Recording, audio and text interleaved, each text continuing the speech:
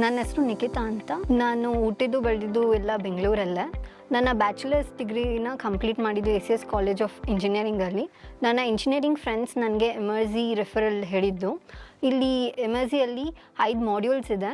First module C module. ಅದರಲ್ಲಿ end of the ಮಾಡ್ಯೂಲಲ್ಲಿ ನಾನು ಸ್ಟಿಗ್ನೋಗ್ರಫಿ ಪ್ರಾಜೆಕ್ಟ್ನ finish ಮಾಡಿದೆ.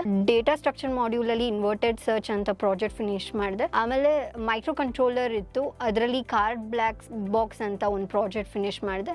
ಲೇಟರ್ ಆನ್ ಲಾಸ್ಟ್ ಮಾಡ್ಯೂಲ್ ಬಂದುಬಿಟ್ಟು ಲಿನಕ್ಸ್ ಇಂಟರ್ನಲ್ಸು, ಅದರಲ್ಲಿ ಮಿನಿ ಶೆಲ್ ಅಂತ ಪ್ರಾಜೆಕ್ಟ್ ಮಾಡಿದೆ. ಎಲ್ಲ ಮಾಡ್ಯೂಲ್ ಎಂಡಿಂಗಲ್ಲಿ ಸಬ್ಜೆಕ್ಟಿವ್ ಮತ್ತು ಆಬ್ಜೆಕ್ಟಿವ್ ಟೆಸ್ಟ್ ಕೊಡ್ತಾರೆ.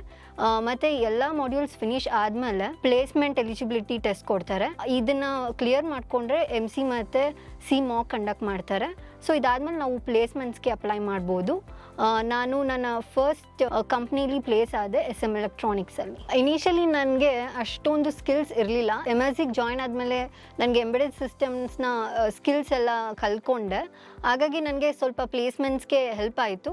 ಸೊ ಯಾರಾದರೂ ಎಂಬೆಡೆಡ್ ಸಿಸ್ಟಮ್ ಜಾಬ್ಸ್ಗೆ ಟ್ರೈ ಮಾಡ್ತಾ ಇದ್ದರೆ ಕೋರ್ ಕಂಪನೀಸ್ಗೆ ಎಮರ್ಜಿಗೆ ಬಂದ್ಬಿಟ್ಟು ಜಾಯ್ನ್ ಆಗ್ಬೋದು. ಸೊ ಅದು ಅವ್ರಿಗೆ ಹೆಲ್ಪ್ಫುಲ್ ಆಗುತ್ತೆ, ಬೇಗ ಪ್ಲೇಸ್ ಆಗ್ತಾರೆ.